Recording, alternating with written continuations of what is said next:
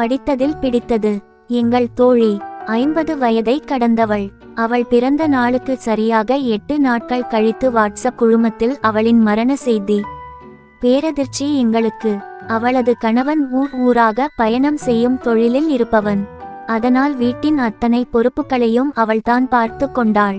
பிள்ளைகளின் படிப்பிலிருந்து, வீட்டிற்கு சாமான்கள் வாங்கி வருவதிலிருந்து, அவளின் வயதான மாமியார் மாமனாரை பார்த்து கொள்வதிலிருந்து, வீட்டிற்கு வரும் விருந்தாளிகளை சமாளிக்கும் வரை அத்தனையையும் அவள்தான் உறுதியாக பார்த்து கொண்டாள்.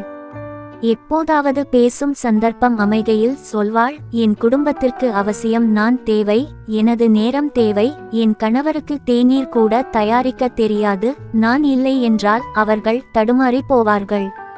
ஆனால் இவ்வளவு செய்தும் எனக்கு எந்த பாராட்டும் எந்த அங்கீகாரமும் கிடைப்பதில்லை என்று. அதில் தொனித்த வேதனையை எங்களால் இனம் காண முடிந்தது. அவள் இறந்து 1 மாதமாயிற்று. பாவம் அவள் கணவர் இப்போது எப்படி சமாளிக்கிறாரோ. பயணம் செய்யும் பணியில் இருந்து கொண்டு பிள்ளைகளை, தன் வயதான தாய் தந்தையரை எப்படி கவனிக்கிறாரோ என வருத்தம் தோன்ற, ஏதாவது உதவி செய்ய முடிந்தால் செய்யலாம் என அவரை அலைபேசியில் அழைத்தேன். பதிலில்லை.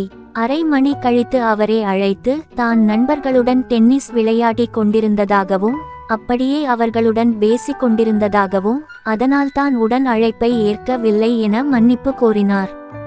எப்படி இருக்கிறீர்கள் என்றேன். பயணம் செய்யும் பொறுப்பிலிருந்து மாற்றல் வாங்கிக் கொண்டு ஊரிலிருந்தே வேலை செய்யும் பொறுப்பிற்கு மாற்றிக் கொண்டிருக்கிறாராம். வீட்டில் எல்லோரும் எப்படி இருக்கிறார்கள் என கேட்டேன். சமையல் செய்வதற்காக ஒருவரை நியமித்து அவரை கடையிலிருந்து பொருட்களை வாங்கி வருமாறும் பணித்திருக்கிறாராம்.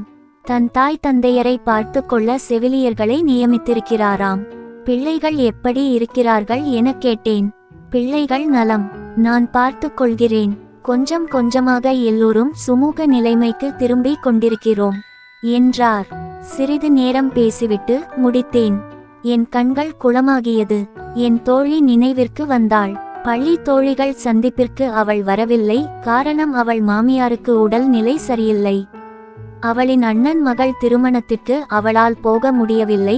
காரணம், அவள் வீட்டில் ரிப்பேர் நடந்து கொண்டிருந்தது. எங்கள் தோழியின் மகள் திருமணத்திற்கு வரவில்லை. காரணம், அவள் பிள்ளைகளுக்கு தேர்வு. நாங்கள் அனைவரும் இணைந்து சென்ற திரைப்படத்திற்கு அவள் வரவில்லை. காரணம், இரவு உணவு சமைக்க வேண்டும். இப்படி எத்தனை இனிமையான தருணங்களை அவள் இழந்திருக்கிறாள். அவளுக்காக அவள் வாழவே இல்லை, மற்றவர்களுக்காக மட்டுமே வாழ்ந்திருக்கிறாள். இறுதி வரை அவள் எதிர்நோக்கிய பாராட்டும் அங்கீகாரமும் இத்தனை செய்தும் கூட அவளுக்கு கிடைக்கவே இல்லை. இப்போது அவளிடம் சொல்ல துடிக்கிறேன். இந்த உலகத்தில் யாரும் இன்றியமையாதவர்கள் அல்ல. யாரை இழந்தாலும் அவரை சார்ந்திருப்போர் சிறிது நாட்களில் அவரின்றி வாழ பழகி விடுவார்கள்.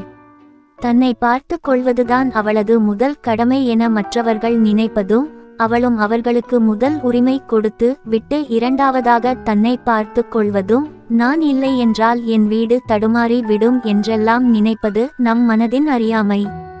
அப்படி நினைத்து ஒரு நாள் கூட அவள் அவளுக்காக வாழவில்லை. ஆனால் இதையெல்லாம் சொல்வதற்கு அவள் இப்போது உயிருடன் இல்லை.